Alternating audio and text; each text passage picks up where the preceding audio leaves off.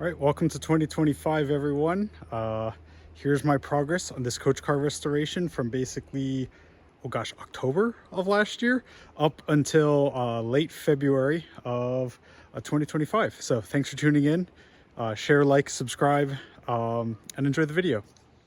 Okay, so like I said, I should get a truck because a whole bunch of 2x4x12s and it makes the entire rack kind of bounce a little bit.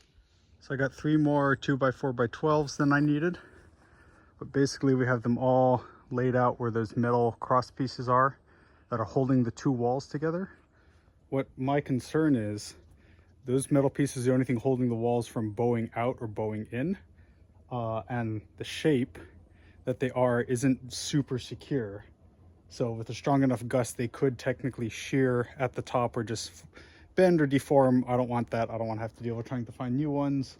So I'm going to put that wood piece across the top rail, lag bolted in, and the shear force on the lag bolt should be high enough that if there's a strong enough gust of wind that pushes the walls, as we kind of take more stuff off or making it less structurally sound, it'll hold everything together. So here we go.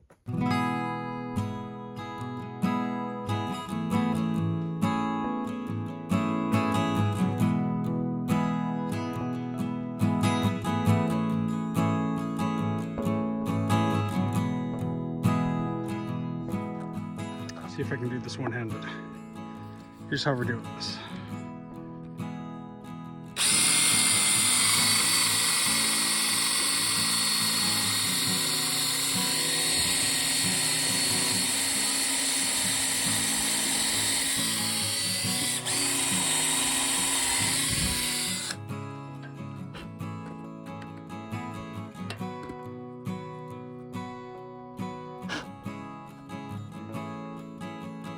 This is going to be shaky cam central here, but here we go.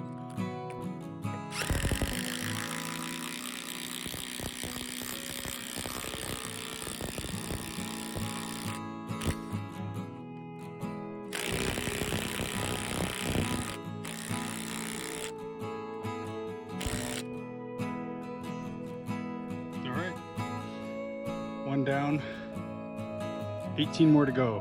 One bolt on each side, but should be secure and kind of holding that together once we remove all of this portion of the roof. Because like I said, it's just this metal piece that's kind of holding everything on.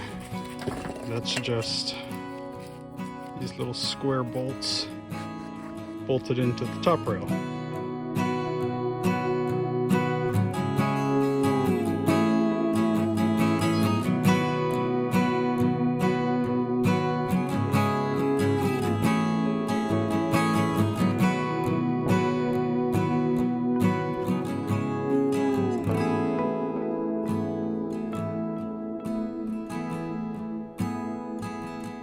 So now we're on the inside.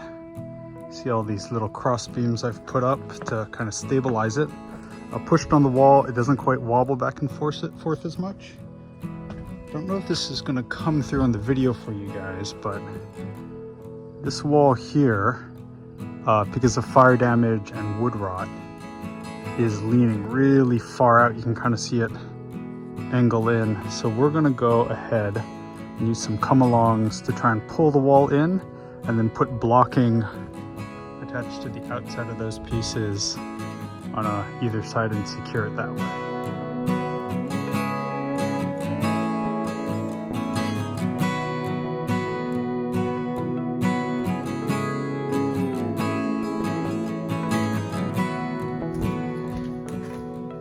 That's better, it's a little straighter. So initially I started pulling on that wall and this one. Okay, I'm gonna just get this secure and leave this recording.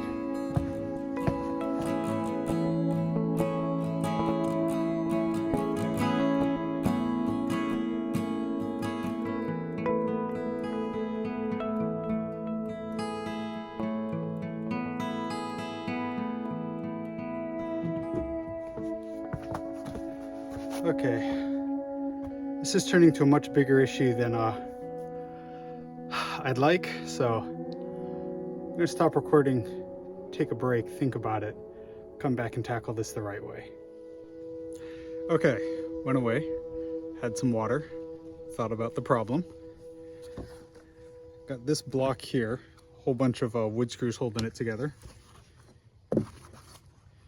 Going to attach that underneath like this to prevent the wall from falling out, because a lot of this wood is pretty rotten. So I think it'll work. It's temporary. Yeah. All right, there we go.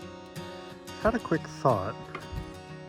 You know, that's pretty chewed up. I don't want this wall bowing back out. What if I ran some additional, oop, there, now you can see, from that corner here and that corner here, because I do have 3 extra 2x4x12s and a whole lot of extra lag bolts. I think that's beneficial. Okay, there we go. Got some cross bracing all lag bolted in all the way down the center of the car. So now we can start removing those metal pieces. Guess we'll remove the strap and see if that holds.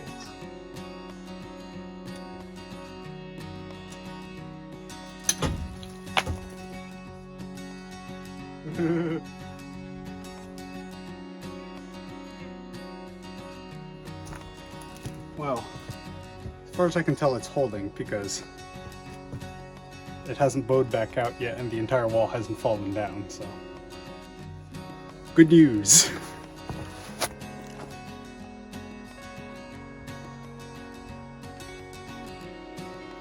All right, hi, hello.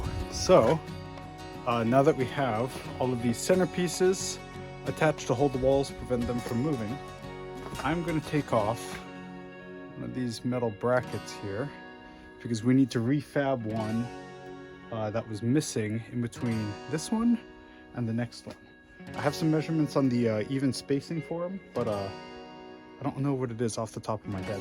So this side, as you can see, the wood is totally rotted out through that top rail.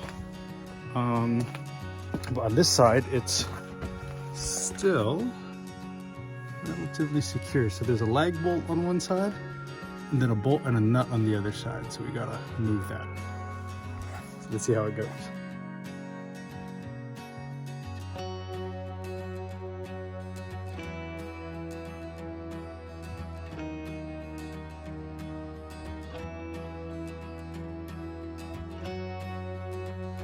Okay, so I'm just about to head out for the day. Oh, do you like this, by the way? $12. But it works out pretty well. I got some good news. Late last year, I did a bunch of testing on the insulation on this thing, and you know, the way old equipment is, we all have those concerns for those of us who do restoration work and everything. I don't know if I count myself as doing restoration work yet. It's mostly just taking apart things very carefully. But the insulation in here is actually fiberglass, which I was surprised about. I took a couple samples from different areas, sent it into a lab, got it tested, and it all came back as fiberglass, much to my own surprise. There is the bad kind of insulation, which I'm taking a lot of precautions in not touching, but yeah, good news. So that's actually going to make taking this thing apart a lot easier.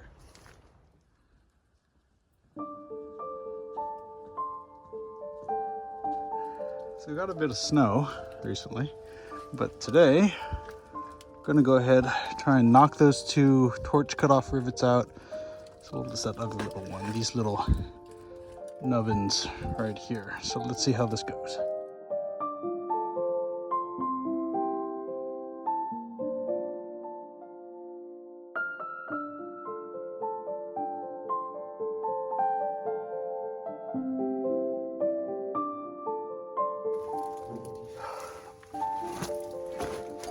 This isn't working as easily as I thought it would. Time out. Go back to the drawing board. Think about this a little more. Okay. Whew. Put all the tools away. Didn't really have much luck. I did clean it up a little bit with a wire wheel. Continue to try and torch cut out those old rivets, but I mean, they're really stuck in there, so. There we go. Oh, dirty again. Here's what I'm thinking. I am wasting my time trying to put things back on this, right? When there is just a whole lot that still needs to be removed and cleaned up and can be taken to the dump, etc. So I am going to reprioritize what I'm going to do. I'm going to work on getting a lot of this taken apart, cleaned up, rather than worrying about putting things on that I really don't need to put on right now, no matter how much fun I find the challenge of it. I think my concern, my preoccupation is wanting to ignore how big of like things that still need to come off, and trying to distract myself with smaller things that need to go on. So I'm gonna reprioritize. We're gonna get right back up to cleaning and digging into actually taking this apart rather than distracting myself.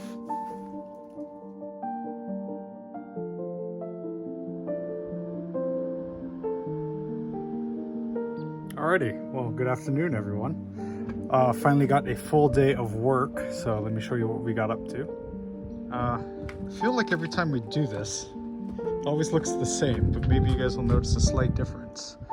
So all of the wood, it's kind of washed out, but all of the wood that's normally kind of on the inside here, all of that trim wood is now removed.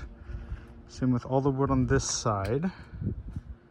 I did take the little signal thing off. I worked a little bit on the brake stand, just seeing if I could get anything in there to break loose. Did some more insulation removal. So yeah, some progress. I need to, this video was going to include me taking off more of these metal clear story pieces, but I need to buy 8-sided, 4-sided, square-headed sockets, or 8-sided sockets. You can see they're squares, so your standard hex head won't work with it. But this video is probably going to be a little bit shorter. I think actually, yeah, I'm filming my outro right here. So yeah, this is been what I've been up to for the last couple of months. Hope you guys have gotten a good start to your 2025. I can't believe it's February already. It's kind of gone by pretty quickly, but once I get the correct tooling to start getting these metal pieces off, that's the next big step. So slow but steady progress.